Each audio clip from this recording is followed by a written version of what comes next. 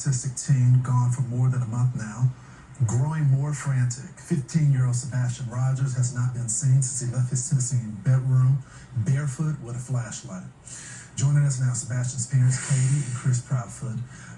Katie and Chris, thanks so much for joining the program this morning. Thank you. Thank you for having us. So, Miss Proudfoot, you put him to bed. You heard some noises in there. You told him to knock it off. You got up the next morning, and you haven't seen him since. Where do you think your son is right now? Honestly, we don't know where he is, but now we haven't found any substantial evidence to locate where he's been or where he went. That's why we're pleading for help for anyone out there that might know something or see something that could help us find him. Miss Proudfoot, was Sebastian a runner? Did he have a history of running away from school or running away from home anytime before? No, he didn't have a history of running. Mr. Proudfoot, you're about, I think, 3 hours away, and then you got the call about what happened, and you made your way home. You've agreed to a polygraph. You haven't been ruled as a suspect.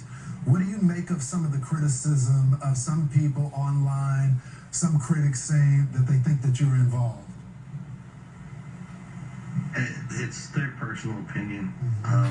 It's sad that people have resulted to this kind of rhetoric and verbiage and harassment, but you know, at the end of the day, it's their opinion. But the truth will come out, and then when it does, everybody will finally have their answers. Ms. Proudfoot, did your son Sebastian have any friends that you think? Did he have a cell phone? Had he made any type of contact? Not that we know of. Ms. Proudfoot, you did decide to leave the home and you went to go see your husband, which I said is about 3 hours away. And some people have said that, you know, you have an autistic son who's missing. Why would you leave the home? Can you give us some insight on why? There are a few reasons.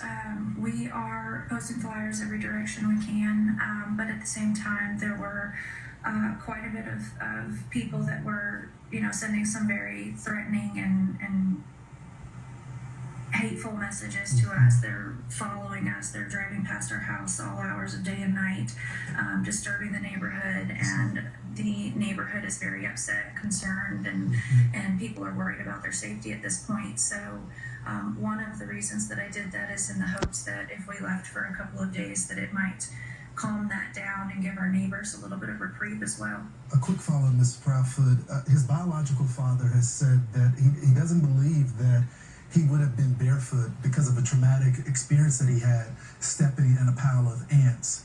But you think he left barefoot. Why are you so confident that he didn't have any shoes on or anything like that? Because all of his shoes have been accounted for.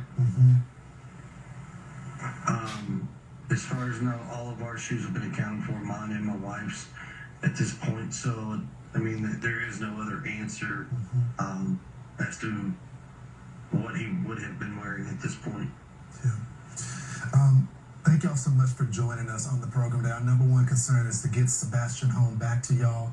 We're going to put the number up for anyone that has any information on if you've seen Sebastian. You can call 1-800-TBI.